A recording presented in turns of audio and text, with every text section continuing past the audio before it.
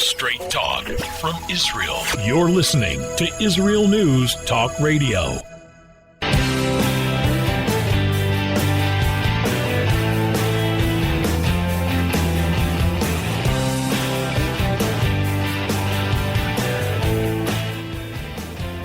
Welcome back to Israel Unplugged. This is Josh Wander from Yerushalayim, Ira Kodesh. I'm here with my co-host, Rabbi Moshe Lichtman from Beit Shemesh. Hello, hello. I hope you enjoyed today's show.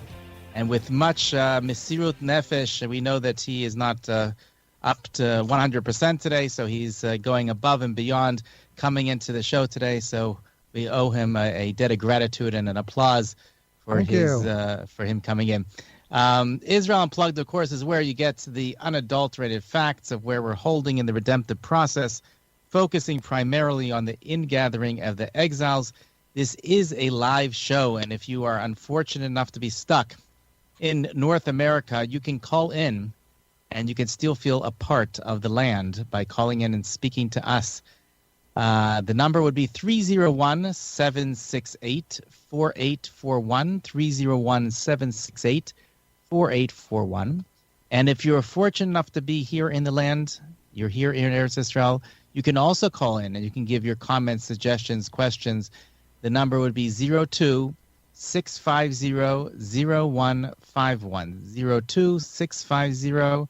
02-650-0151. Now, of course, we want you to visit the websites. Rabbi Lichtman's website is at toratzion.com. And over there, you can find all the information about the many books that he's written and translated.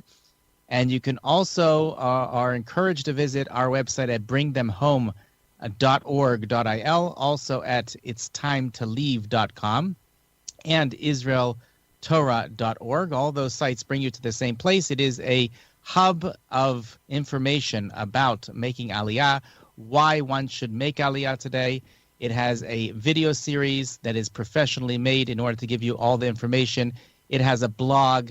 It has lots of information, has this show and many other shows that we do about Aliyah. And if you yourself don't need the encouragement, please pass it on to someone else. Make sure that you subscribe and you click on the notifications so you get all the great information about Aliyah, about the sources of coming to Eretz Yisrael. And with that, we have an exciting show coming up next, so please stay tuned.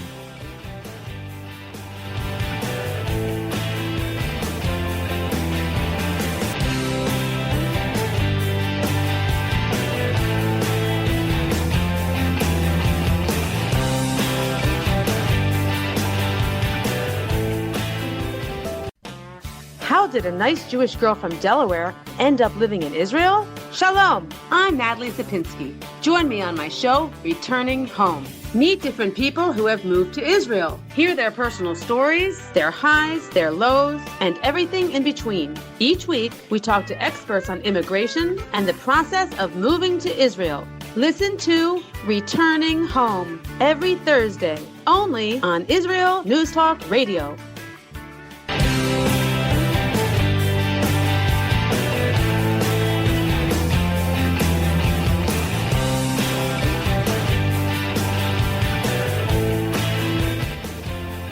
Welcome back to the Israel Unplugged show. This is Josh Wander, and we're going to start off the show by talking about the elephant in the room, what everybody, the buzz, what everyone is discussing, politics. Even though this is not a political show, it is clearly what's on the minds of many people, both in the United States as well as in Eretz Yisrael, and anyone who's connected to Eretz Yisrael. This is the topic at hand.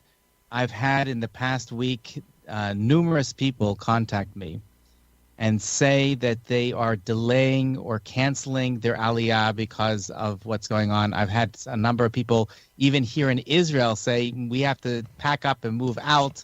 This situation is just untenable. It reminds me a little bit of the of all the people in America that say, if X is elected president, then I'm moving to Canada, or then how many people actually move? Probably nobody. But okay, we can play the game, but we should definitely discuss either way what is going on. And I want to start off with a piece, an essay from one of my favorite books. It's called to dwell in the palace, Perspectives on Eretz Yisrael. And this essay is from someone named Harry Alterman, and it's called Earthquakes, Volcanoes, and the King of Heshbon. So let's read this. We know it, of course. Sometimes it's hard to see. At other times, it's as plain as day. Everything that happens in this world comes from God. And from every event, anywhere, the Jew can and must derive a lesson. Reading the news at times, we may therefore wonder, what does a devastating earthquake in one far-off country or a volcanic eruption in another part of the world have to do with me? It may be that they are my reminders of something I have always known, but sometimes forget. A human being plans, makes elaborate calculations for his future, but he never knows what even the very next day will bring. Before the Jews entered the land of Israel, they killed Sichon, the king of Heshbon. Heshbon was the name of a city, the capital of an area inhabited by the Amori nation. But names in the Torah are not merely random letter arrangements. And so it has been pointed out that killing the king of Heshbon has an additional meaning. Heshbon means account or reckoning. A man may be ruled by his own accounts and calculations. They may become his king. A Jew thus governed is not free to move towards serving God unconditionally. Enslaved by his own reckonings, he acts in accordance with plans he has made, even where the will of God would be better accomplished by setting those plans aside. This happens all the time, in small things and in bigger ones. Aliyah to Eretz Yisrael is a perfect example. By ordinary human reasoning, it appears unfeasible. A man living outside the land cannot incorporate such a move into his calculations. It just won't work out. What of his plans for his future, for the financial security of his children and his grandchildren? This is true in our generation. It was also true for the generation that left Egypt. The military capabilities of the newborn nation did not add up to the force necessary to conquer our land. In this and other areas, they figured themselves inadequate to its harsh realities. For this reason, before entering the land, the king of Heshbon had to be wiped out. The people of Israel in the wilderness had to make the lesson palpable and unambiguous for themselves and for their descendants. A man's computations could not rule over him, else he never take over the land. To read retrospective pieces in magazines on recent acts of God is jarring. Sketches of the various individuals and human interest stories reveal that those whose world turned upside down in a single day had elaborate plans beforehand. We who study Torah know, of course, that all things that happen are God's acts. But these occasional, supernatural events are surely sent to heighten our awareness. Thus reminded, we should not lose sight of the lessons learned. We all know that a Jew is really supposed to live in Eretz Yisrael, but we tend to get bogged down in our own calculations. We need this much of that and so many of those, that some put away, this training, that experience. Only then will we manage. As long as we allow such reckonings to reign, we will not make this move. The Torah has given us a valuable tip. The people of Israel killed the king of Heshbon. Then they were ready to enter the land of Israel as the Almighty wished, according to his Heshbon. So, this was basically the answer that I gave to many people that I'm speaking to. If you look at current events and what's happening politically here in Israel, I say that you cannot ignore the fact that the hand of God is involved in what is happening. Take the current Prime Minister, Naftali Bennett. Naftali Bennett, whether you like him, you don't like him, The fact is, everybody knows that he was on his way out of politics. In the next election, he probably wouldn't even have gotten one mandate. And even as is, he only had 6. And how could you have imagined in your wildest dreams that such a person, someone is being thrown out of politics and has no power in the Knesset, is going to be the next prime minister of Israel? It is very clear to me, and it should be clear to you, that the hand of God is at work here.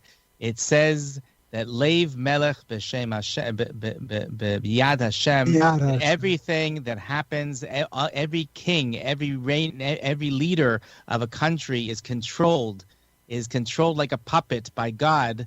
Clearly what is happening here today is God's work. That does not mean to say that if you think that he's doing something that's wrong, that we shouldn't protest it. This question comes up, of course, with the whole story of Pharaoh in Egypt. We know that God was very instrumental in making the whole plan happen over there, that he hardened Pharaoh's heart, and he made sure that the whole plagues came about, and the whole process which led the Jews into their into the redemption from Egypt. And that is not to say that and Moshe actually had this as a thought. Maybe if God is the one that's controlling everything, maybe I shouldn't do anything. Maybe we should let Pharaoh know. He's the one that put Pharaoh where he is. He gave him his throne. He's the one controlling him. Who am I to intercede? But the truth is that they both work together. On one hand, yes, God is the one controlling the leaders of our countries. On the other hand, we have a responsibility from our perspective to do whatever's in our power to make sure that things go perfectly. And I think that's pretty clear, at least to me, that what is forming right now and is a necessary part in the redemptive process. It is necessary for us to recognize as a people, as a nation, that our faith should not be placed completely in a Knesset, in a prime minister of Israel. That is not where we need to be. That's not where we need to go to. We need to know that no matter if it's a Naftali Bennett or a Bibi Netanyahu, it doesn't matter who's there, who's filling that seat. In the end, it's God that is reigning, and it's for us to make sure that we as a nation are doing the correct things, and we have to ignore the fact that because this one or that one is in power, so therefore we should change our plans, our cheshbon, as we just explained. Our cheshbon, we have to understand that God wants us to be in Eretz Israel. And this is even more of a proof. The fact that we've been saying all along, the more Jews that come to Eretz Israel, the ones that's the good Jews that stay here, and the more Jews that come are better, put themselves in a position to influence the current state of affairs here. And therefore, they're able to make it a better situation for everyone. If you don't like what's happening politically, make sure you come here and vote. Make sure you get involved in the public sphere here.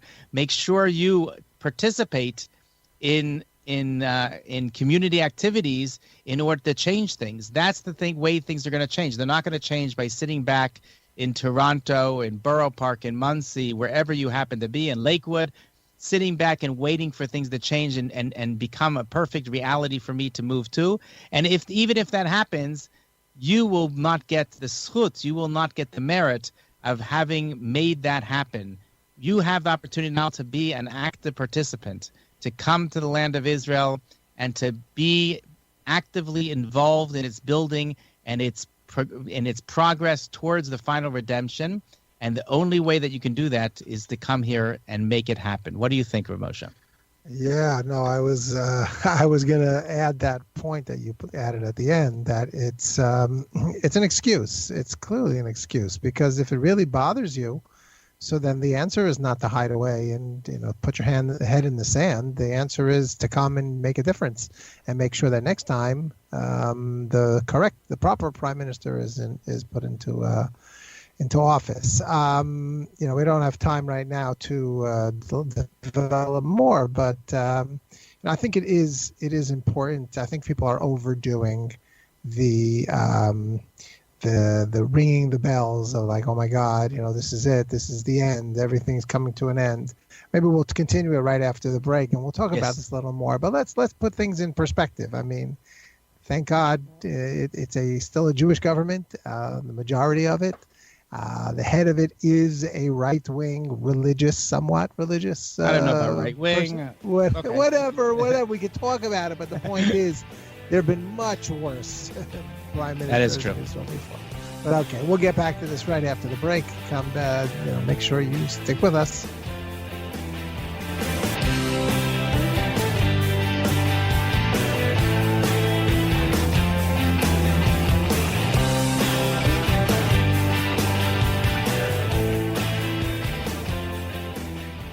Shalom, everybody. Making a difference often takes just one moment and one person at a time.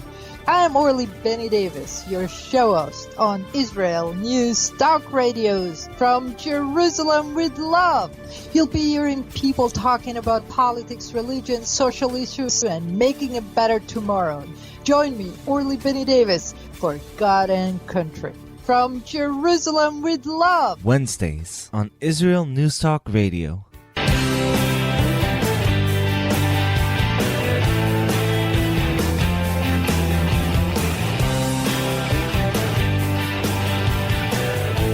I'll start. Okay, welcome back to Israel Unplugged. So we were in the middle of discussing the political situation. First of all, I want to say something. I think it's important. We had to, Josh apologize that it's not, we don't usually talk about politics, and I agree. That is not really the topic of our show. But, talking about politics outside the land of Israel and in the land of Israel are two totally different things. Talking about politics here is talking about Torah. It's part of our, we believe that the fact that we have sovereignty over our land once again after 2,000 years of being exiled from it is part of the redemptive process, right? That's what the show is all about. Where we are in the redemptive process, we are once again sovereign in our land. That means we have a government. That means that there's elections. That means that sometimes things work out the way we wanted, sometimes not. That's all part of it. So if we're talking about this, it's not 100% talking about divrei chulin, as they say, mundane matters. It's not a mundane matter. It's part of the redemption of the Jewish people. It's part of the mitzvah of Yishuv Eretz Yisrael, one of the greatest mitzvot in the Torah, of settling the land of Israel. It's all part of it. It's not, there's no mundane, there's this beautiful idea of the Khatam Sofer. The Khatam Sofer says the major difference between living outside the land of Israel and living in the land of Israel is that living outside the land of Israel, you could have a Jew who is a very religious person, a very good person.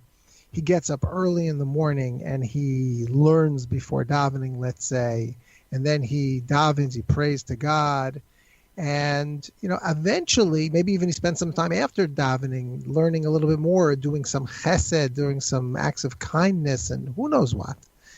It's all beautiful, but when it comes down to it, eventually he's going to go to work, and his work is 100% mundane.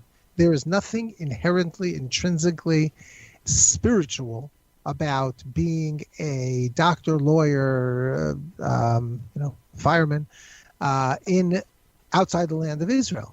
It's something you have to do, it's perfectly fine to do. There's nothing wrong with it. You have to make a living and support your family, and that's all fine and dandy. And then maybe at the end of his workday, he comes back home, and of course, by the way, during his work, he takes a break and he makes brachot, before he eats, and he davens mincha sometime in the middle, and then when he gets home, he learns a little bit more. Let's say he doesn't spend time, watching television at night. He really, really is a spiritual person, and he learns as much as he can, and he does acts of kindness as much as he can. But the majority of his day is spent at the office doing something that is what's called reshut, voluntary, something that's not inherently holy. Now let's take that same person and put him in Eretz Yisrael, put him in the land of Israel. When he does whatever he does for a living, assuming that it's something that a normal country needs in order to function as a normal country, so then he is fulfilling the mitzvah of Yishuv Eretz Yisrael. That means every single moment of the day he is involved in an act of mitzvah, an act of a godly act. He is doing one of God's commandments to settle in and to settle the land of Israel. Israel needs doctors. So if you're a doctor in Israel, you are helping Israel function as a normal country. You're helping make it a place for people that people will want to live because there's a good health system. If you're a banker, so we need banks here, et cetera, et cetera. You could say it about almost every single profession, probably every profession is necessary. And therefore you're fulfilling a mitzvah, yomam v'layla, day and night. So besides qualitatively that the mitzvah that a Jew does in the land of Israel are much, much greater. That's a topic in and of itself we can get into a different time. But quantitatively, a person racks up the mitzvot every single moment of the day here in Israel, just by living here and just by helping develop the country. And that goes back to what I was saying before, that talking about politics here, being involved in politics here is not a mundane matter. It is a holy matter. It doesn't always work out the way we want to, but it's a holy matter. It's, talking about the governance of the Jewish people on the land of Israel. It's an unbelievable thing. It's something that we should be very, very thankful for, that we live at a time that we can vote for a Jewish government. Yes, we know that not everybody's religious, not everybody has the same opinions as us, and for the first time, not everyone's even Jewish. There are some Arab members in the government, not in the Knesset. The Knesset has always had Arab members, but in the actual government. And we're not thrilled about that. But you know what? If there are more Jews that would come to Israel and vote for Jewish parties, and especially religious parties, so then we wouldn't have been in this situation. Look at yourself in the mirror. Don't blame the country. Don't blame Israel and say, oh, when it gets better, I'll come. It's not going to get better until you come. That's what I have to say. I agree completely. And I just to clarify, when I apologize for not speaking politics, it's not because I think that it's mundane in any way, shape, or form. But I do think that when you start speaking about politics in Israel, it has the tendency to alienate certain people. And that is definitely not the goal of what we're here for. We're trying to attract all Jews to come, regardless of what their politics are. Therefore, we don't want, just because you happen to support one politician over another, that shouldn't make or break your decision to make Aliyah. And we encourage all the Jews to come home. By the way, it happens to be interesting. Just interesting to note that when you look at politics there and here, even the left-wing politicians here are not nearly as left-wing as they are in the States, right? With the Shalom Achshav here, the Peace Now movement is not nearly as off the charts as the Peace Now movement in the United States. So there is something about being here and having a different perspective on things. When your life is at stake, of course, you're going to look at things very, very differently than if you're far off and just looking at it from afar.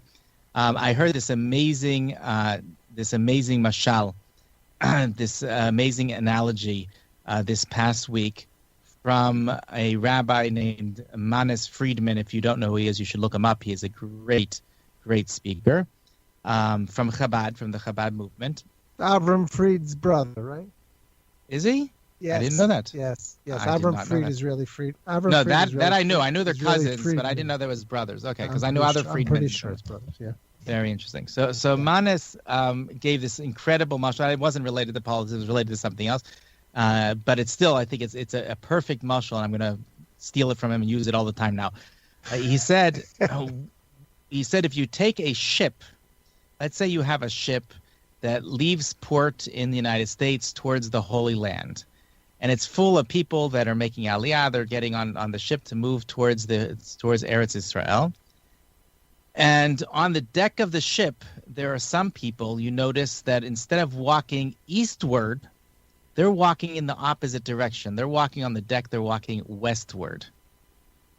So would it even dawn upon you? Would you think for a minute that somehow these people that are walking westward on the deck of the ship are in some way, shape, or form holding back the redemption, holding back the ship from coming to its final port? Of course not. You'd say, okay, maybe they're making the going the wrong way. Maybe they shouldn't go too far because they might fall off the ship. That's true. But of course they're not affecting. The ship is going at the same exact speed, and it's going to arrive at exactly the same time, regardless of where the people are on the ship. So likewise, when you see people that are seemingly going the wrong direction, right? That shouldn't shock you in any way. Throughout our history, we have seen over and over again that we take 2 steps forward and 1 step backwards. It happens all the time. We had the disengagement from Gaza, and we had plenty of issues here in the country that we can talk about. And each of those issues were things that took us back a step. It's true. Again, like Ramosha was saying, that we definitely should make sure that there's more good people come to the country to make sure that we don't have to take these steps back. But in the end, when push comes to shove, the ship is going to arrive when the ship is supposed to arrive. God is controlling the ship. It's going exactly the speed it needs to go, and it's going to arrive exactly the time it needs to arrive. And if people are doing the wrong thing and they're walking in the wrong direction on the ship, that has no bearing at all on the arrival of the ship in its right time and place. What do you think about that? Correct, 100%. There's a famous midrash that says, based on the pasuk in Shir Hashirim, Domeh Dodi Litzvi, my beloved, which the midrash understands is referring to the redemption, Mashiach maybe, is Domeh Litzvi, is like a deer.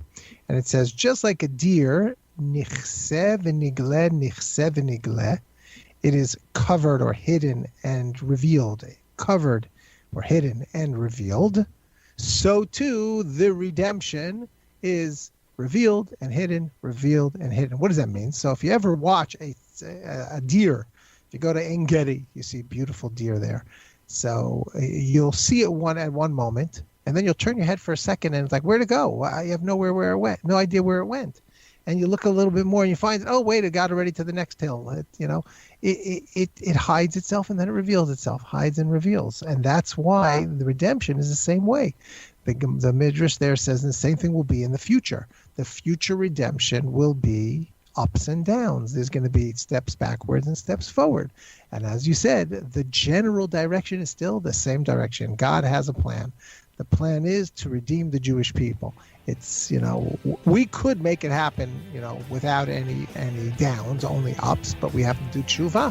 We have to repent totally in order for that to happen. Okay, we're at a break, so we'll be right back. Please stick with us.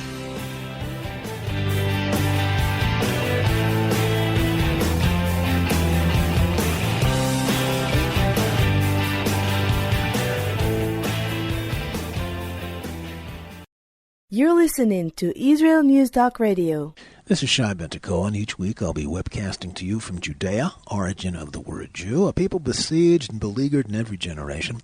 Nazi Germany's but a memory, but in its place the world invented the phantom Palestinians as this generation's internationally authorized Jew killers. Tune in for a different slant on life in Israel, Phantom Nation, every Monday. Hi, I'm Rabbi David Aaron. The soul basics are the most profound, the most essential, and yet often the most neglected in our education. Join me for Soul Talk on Israel's News Talk Radio and discover the secrets to love, spiritual growth, and personal power.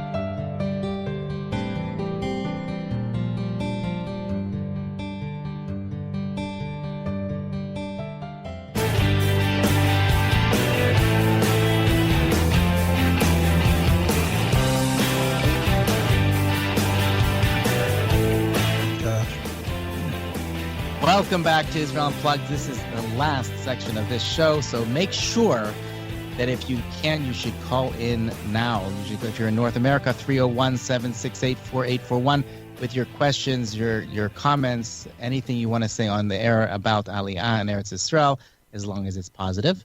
And if you're in Eretz Israel, 02-650-0151. Some radio stations, they have the bleeper button that when somebody curses or says something that's inappropriate, they shut them off. So we have the same thing when it comes to dibat haaretz, speaking evil, slander about the land. We definitely will not allow people to do that in our show.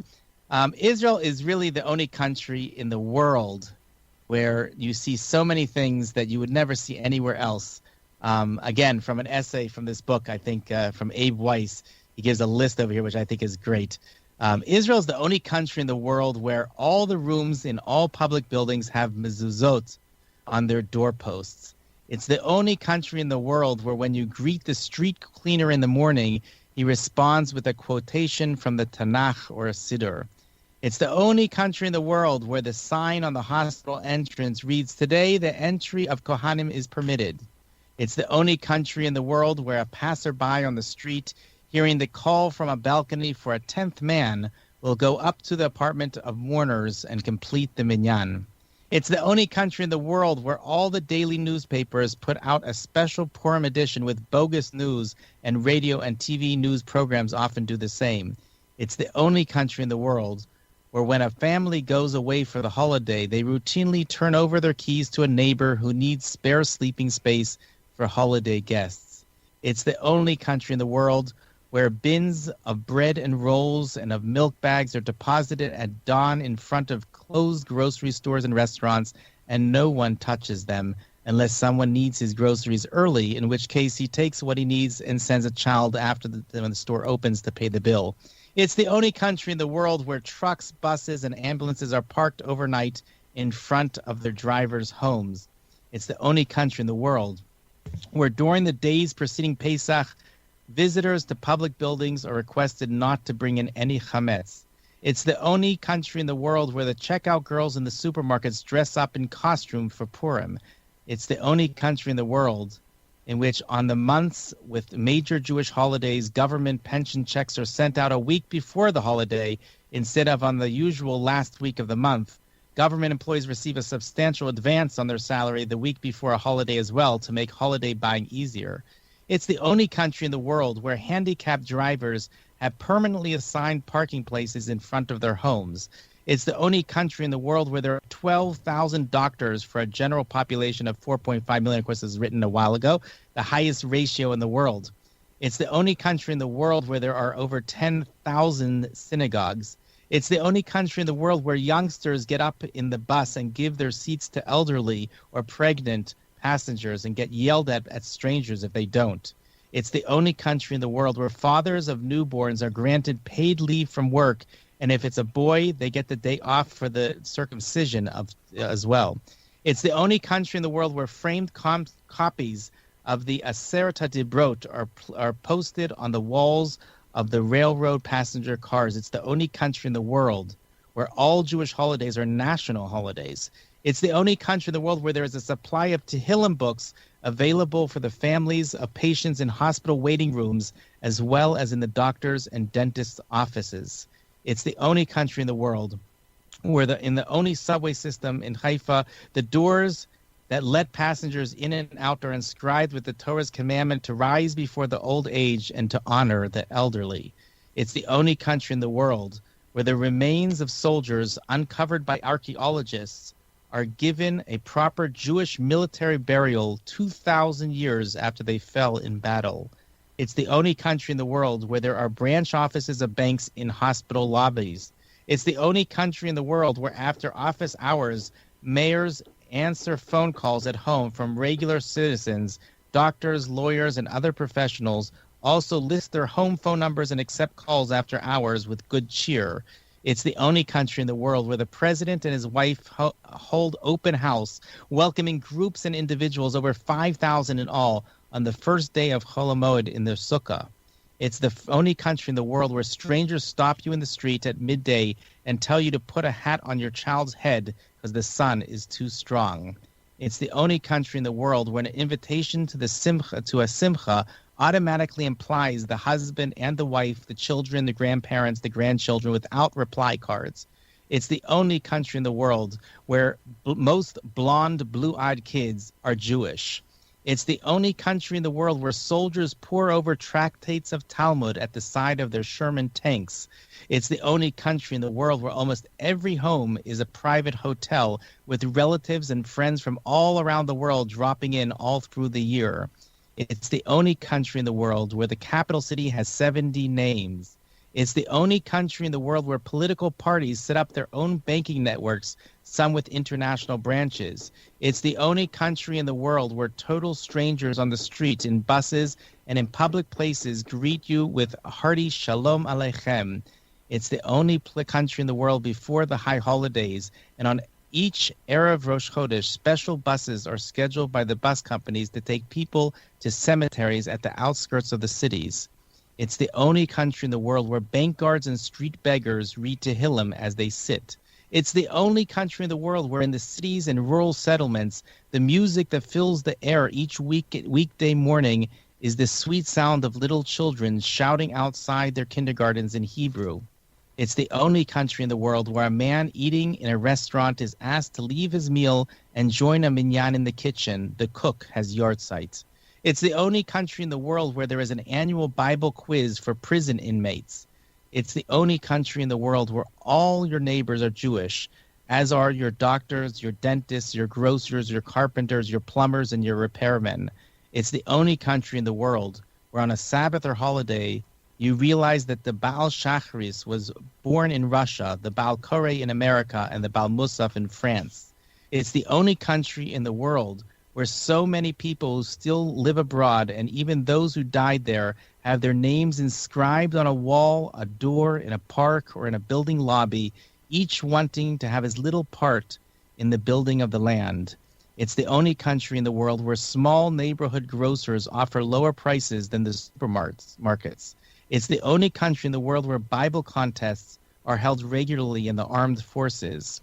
It's the only country in the world where bulletin boards in government offices list the daily times for mincha. And it's the only country in the world where civil servants, pensioners, and employees of many institutions receive gifts twice a year at work before Rosh Hashanah and before Pesach. I can add many to this list now that I'm reading it over. There's many things that I'm coming up with also. And one of those you also do agree, I'm sure, that unfortunately some of those things are not true anymore. Things change, this book. I'm going to let you talk in a second, but this book is quite old. I remember getting it and reading it like over 30 years ago, but it was the most important, the best book in English on the topic by far. There was nothing else. It was the only book. It was the only book, and I used to read it all the time to my students, and until I started writing my own books, and then I had my own material to share with them. But by the way, I use some of the material from that book in a few of my books. It's a fantastic book. I highly recommend it. Yeah. So what would you add to the? Well, one of the things I would add is that and it's personal to me. I live on the Mount of Olives in Jerusalem, and this week is Parshat Chukat, the Torah portion that deals with the Para Aduma, with the red heifer. And where else in the world can I take it? This morning I took a whole group on a tour of around my neighborhood, and I got to show them the exact place where the red heifer was burnt. I get to show them, I get to open up the Torah, I get to open up all the sources of Talmud, and I get to show them part by part exactly what says in the books, exactly what our studies show, and exactly where everything happened. You just have to look out your window. I look out my window and I see the Temple Mount, and I can imagine that this is the place where the temple once stood and will stand again. Where else in the world, when people ask me why I live in such a dangerous neighborhood, I always say, I don't know what you see when you open up your window in the morning, but I have a beautiful view of the Temple Mount, and I feel very privileged to live in such a special place in such a special time. I don't think there's any other place in the world that you can have these feelings. There's no other place in the world. Yeah, go ahead. But it's not only if you live on Har HaZeitim, on Mount of Olives. I remember when I was in yeshiva, one of the main things that really drew me to the land of Israel and made me become a great Zionist and lover of Zion was our yeshiva would take us to different places on different Shabbatot, and it just happened to be that on that Shabbos we were reading about what was written. We were in the place where the Torah portion was talking about. We were in Hebron on Parshat Chayei. We were near the old city on Parshat Vayera, where the Akedat Yitzchak happened. We were in Beersheba when it talked about Beersheba. It's like the Torah comes to life here in Israel. In Chutz La'aretz, outside the land of Israel, it's all foreign. There's nothing. The names of the streets, the names of the places have nothing to do with the Jewish people. This is our homeland. This is where everything, our history took place. This is where the Torah is more applicable. This is where the Jewish people belong. And that is our message to all of you listeners. Please think about where the Jewish people really belong. We all belong right here in the land of Israel. So please, be back with us next week at the same time. And until then, have a great week. Take care.